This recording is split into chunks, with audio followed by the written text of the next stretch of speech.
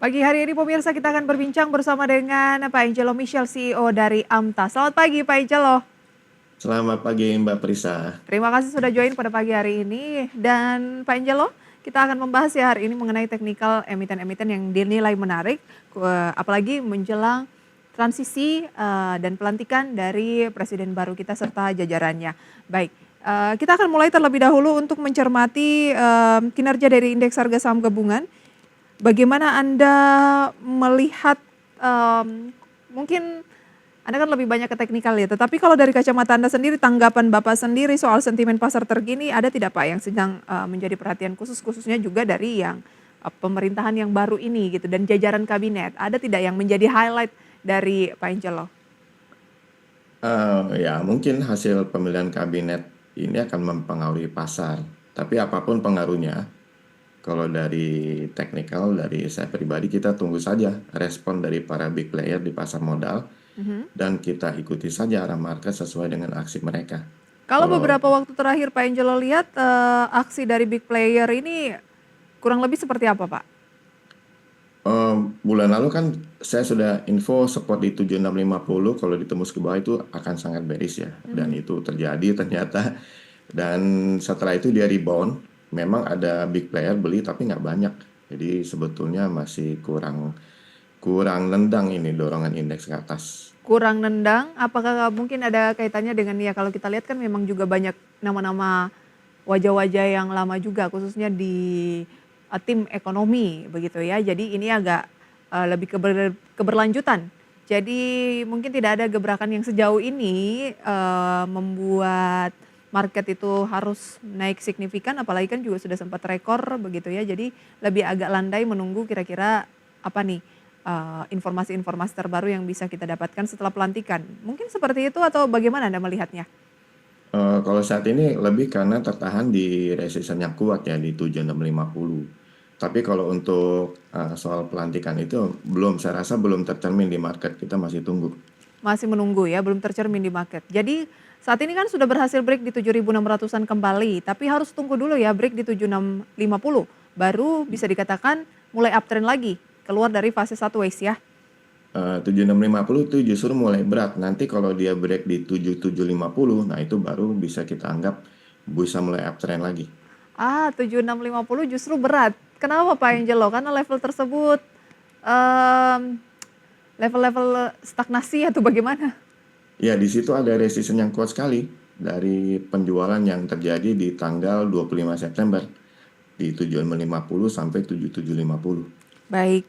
Kalau kita lihat dari bursa global yang kan biasanya berkorelasi dengan bursa Asia dan juga bursa saham di Indonesia. Tadi kita lihat Asia rata-rata menguat. Nah, kalau di global itu yang menjadi penopang lagi-lagi perbankan seiring rilis kinerja kuartal ketiga yang ternyata cukup solid. Ada beberapa bank yang sudah rilis begitu mulai dari akhir pekan lalu sampai dengan hari ini.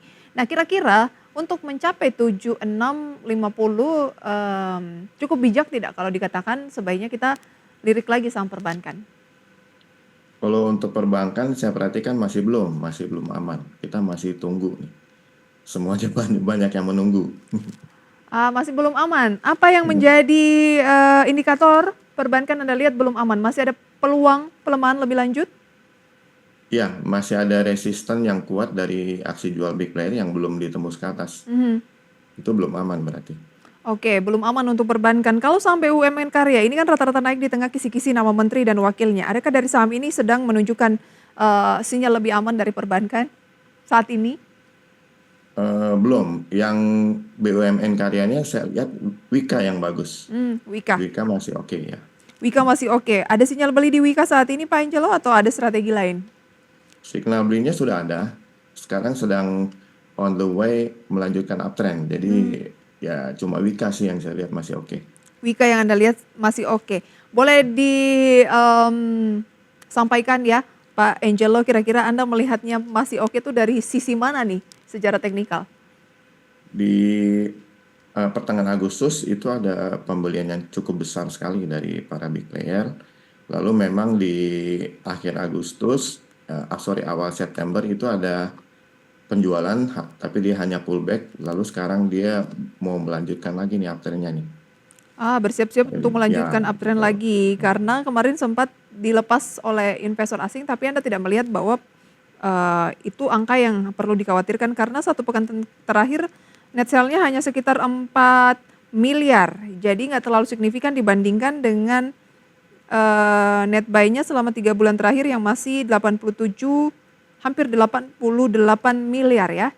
Anda melihat masih ada peluang pembalikan arah lebih lanjut dan dalam 2 hari terakhir ini 15 dan 16 memang ditutupnya tuh menguat. Kemarin Wika naik ke 2% di Selasa, kemudian lanjut lagi 1% di hari Rabu. Nah, level-level yang perlu dicermati di Wijaya Karya di posisi berapa Pak Angelo?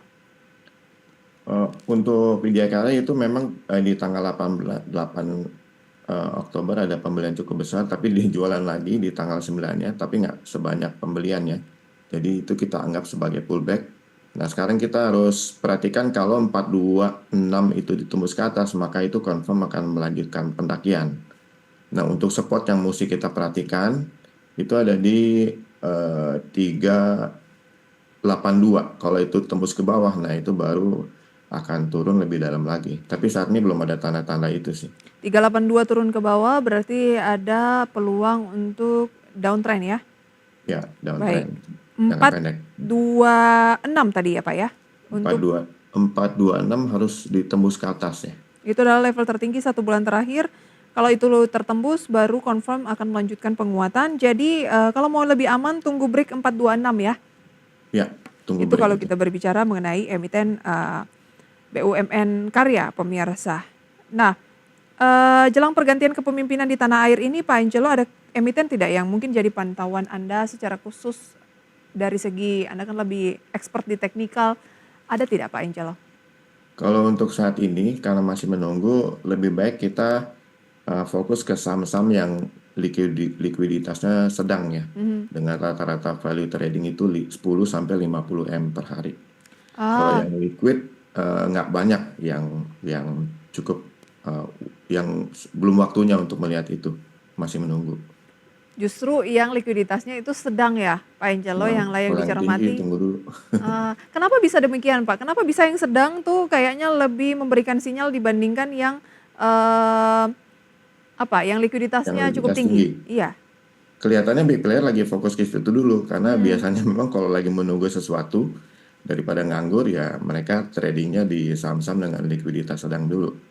Oke, jadi kalau pertanyaannya saat ini saham apa yang sudah bisa dibeli mumpung IHSG lagi turun? Kalau mau bicara mengenai investasi medium to long sebenarnya waktunya belum tepat ya Pak Angelo ya? Belum kalau yang likuiditas tinggi masih nunggu.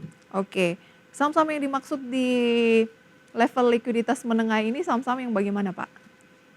Yang nilai transaksinya itu value tradingnya per hari itu rata-rata 10 sampai 50 M. 10 sampai 50 M. Oke, boleh dicontohkan Pak sahamnya?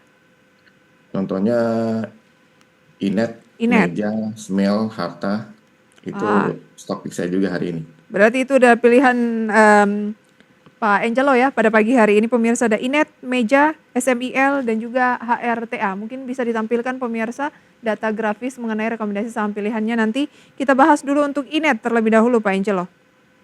Ya, untuk Inet dia punya peluang memberikan capital gain lumayan 23% ya dalam 3 sampai 7 hari. Target profitnya itu di 88 sebagai resistennya juga ya. Oke. Kalau dia turun ke bawah 67, nah kita harus kabur. Turun di bawah level berapa Pak? 67. 67. Kita harus keluar dulu. Target terdekat tadi di posisi berapa Pak Angelo? 88. 88. Level tertinggi 1 bulan terakhir ya? Ya. Oke. Dan dalam 1 minggu belakangan sudah naik ke 6%. Jadi itu range untuk Inet. Ini benar-benar hanya memanfaatkan peluang dan sinyal teknikal yang ada jangka pendek ya? Betul. Baik. Oke. Swing trading saja. Meja peluang untuk capital gain-nya itu kita bisa dapat 20% ya dalam 3 sampai 7 hari. Targetnya itu di 270 ya. Nah, cut loss-nya itu di 214 kalau ditembus ke bawah ya kita harus kabur. 214 kalau ditembus ke bawah kita harus kabur terlebih dahulu. 270 adalah target terdekat. Iya. Memang range-nya hanya sampai segitu aja dulu Pak Angelo ya? Sebetulnya itu target pertama ya karena 4 saham tadi itu dengan pengamatan bahwa dia masih akan naik lebih jauh, istilahnya kan saham beggar. Tapi kan apapun bisa terjadi, jadi target pertamanya di situ dulu. Target keduanya di level berapa? Target dua belum saya hitung, mungkin Oke, 360 ya. 360 ya. Baik, 360 level-level dekat-dekat level tertingginya dalam 3 bulan terakhir. Baik. Nanti akan kita lanjutkan untuk 2 rekomendasi lainnya, ada SMIL dan HRTA serta update pembukaan perdagangan pemirsa usai jeda. Tetaplah bersama kami dalam segmen Market Buzz.